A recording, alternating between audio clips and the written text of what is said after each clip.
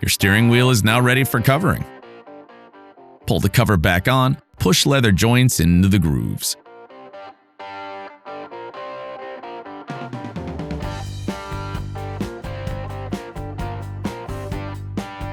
Make sure the edges meet all around with minimal gap or no gap at all.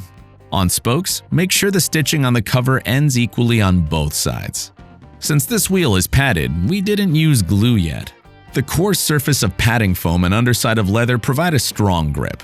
However, if your cover isn't padded, we advise to apply glue on the whole surface of the steering wheel with a small brush. Just make sure you don't get it on the outside of the cover. While washing excess glue from leather is easy, this is not the case with Alcantara, so if your cover is made with that fabric, be very, very careful. Thread the needle. You'll start with the upper part of the wheel, so measure the distance between upper spokes and take approximately 3 times as much thread for this area. You'll need some excess to finish the stitching. Do not worry, you will not run out of thread. We're sending more than enough. We recommend starting from the top center of the wheel. It's much easier to start from a straight point at the top than at either spoke. This will help you get familiar with the procedure and allow you to practice before reaching more difficult areas. Plus, you'll have much more space to move around. It's really best to leave the spokes for later. Slide the needle from the outside under one of the stitches at the top of the steering wheel, and then under the respective stitch on the other side. Pull approximately half of the piece of thread you've cut before through. Slide the needle under the next stitch on the side you started from. You now have your first stitch completed. Work the thread through every other stitch like shown. You can do it every step of the pre-sewn stitching, but we don't recommend it. More work, more thread, and in our view, it doesn't look as good. Don't tighten the lacing yet. Just work your way towards the spoke like shown. You will finally tighten it later. Use both hands, one to lace the threads, the other to hold the wheel firmly, and occasionally massage leather ends towards each other to maintain consistent stretch of leather. Don't worry about small wrinkles at this stage. You'll get rid of them later while tightening the lacing.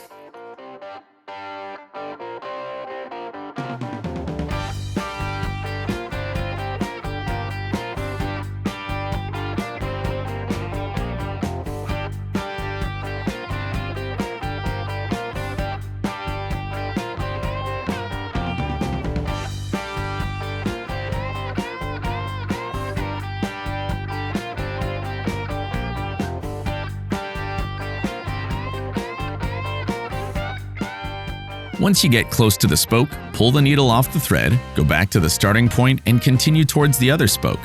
Thread the needle on the other end of the thread and lace it in the other direction.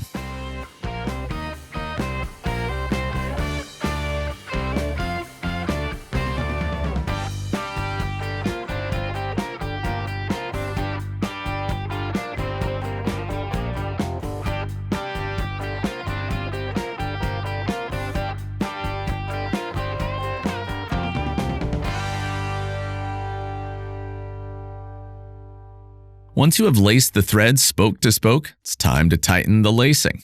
Go back to the top center and use the needle to tighten each loop one by one until the edges of the leather meet. Use your thumb to hold the tightened loop and proceed to the next one, and the next one. Proceed this way all along the stitching that you've just created.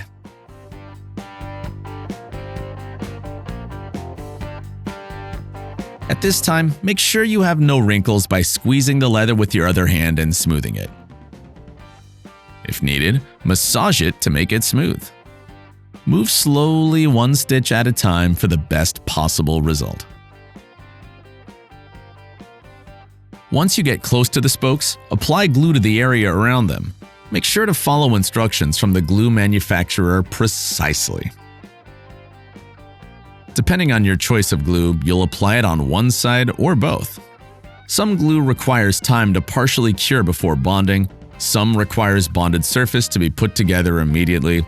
Any good leather or upholstery glue that can be found at a hardware store will do. Choose one that's convenient for you. Follow the instructions on the glue container and everything will be fine.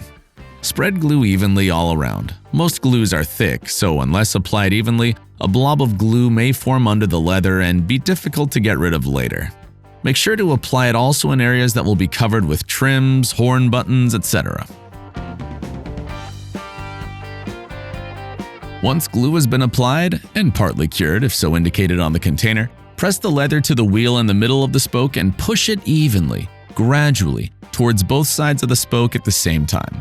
Make sure to press it hard against the wheel, as you need the leather laid out nicely all at once to avoid having to undo it and make corrections later.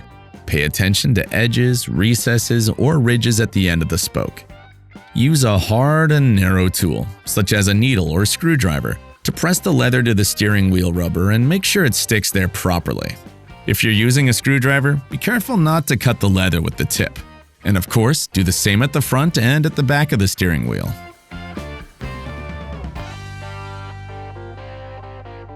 Once glue is set, get back to lacing.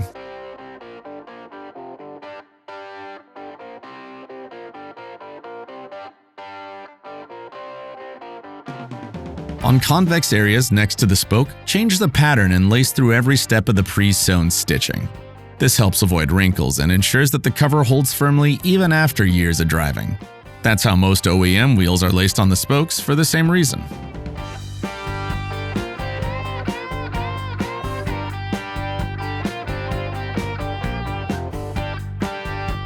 Once you reach the end of the spoke, finish the stitching so that it holds firmly.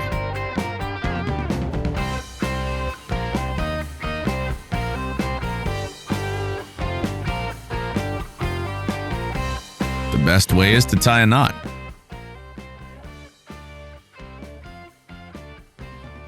Make a few loops through the leather. Use existing holes created by the pre-sewn threads on both sides of the cover. Make a tight knot and cut off the excess thread. Proceed to the other side of the spoke. Before you move to another spoke, dry fit the plastic trims to make sure the leather is laid out properly where it touches the trims. If it doesn't, lift the leather and trim out more of the padding from underneath the trim piece until it seats properly. Then, proceed with the lower half of the steering wheel. On the Corvette, the upper spokes are separated by an almost 180-degree angle, but the angle between each side spoke and the bottom one is not even 90 degrees. For this reason, on this section of the wheel, we're applying glue around the bottom spoke already, as it would be more difficult to lift the leather to apply it later once this section has been laced shut. Same as before, apply glue evenly, including edges and ends of the spoke. Consider using glue in the grooves as well for extra bond. It's not necessary, but it may help, and it surely won't hurt. Now, repeat the lacing procedure explained earlier on the upper half of the wheel. Use around 3 times as much thread as the distance between the spokes. Start halfway and proceed towards one spoke, then the other.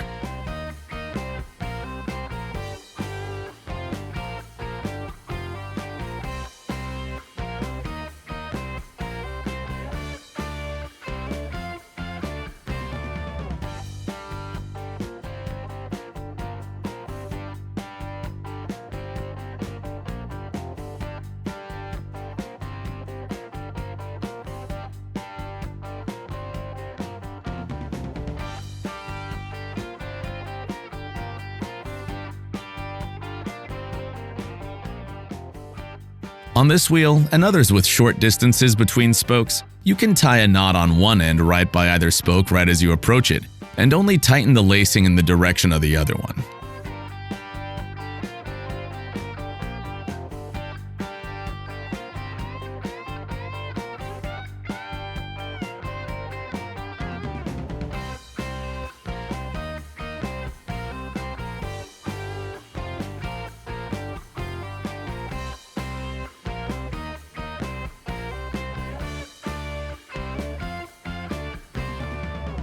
As shown here, the angle between the rim and the spoke is very acute, so it might be impossible to close the gap at the tip of the angle.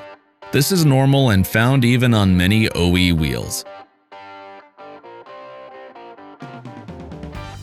Making the wrap wider in that location runs the risk of having wrinkles on the visible area of the wheel. So having a small gap in an area that is not normally visible in the car is the lesser evil. Some original wheels also exhibit this minor yet unavoidable flaw.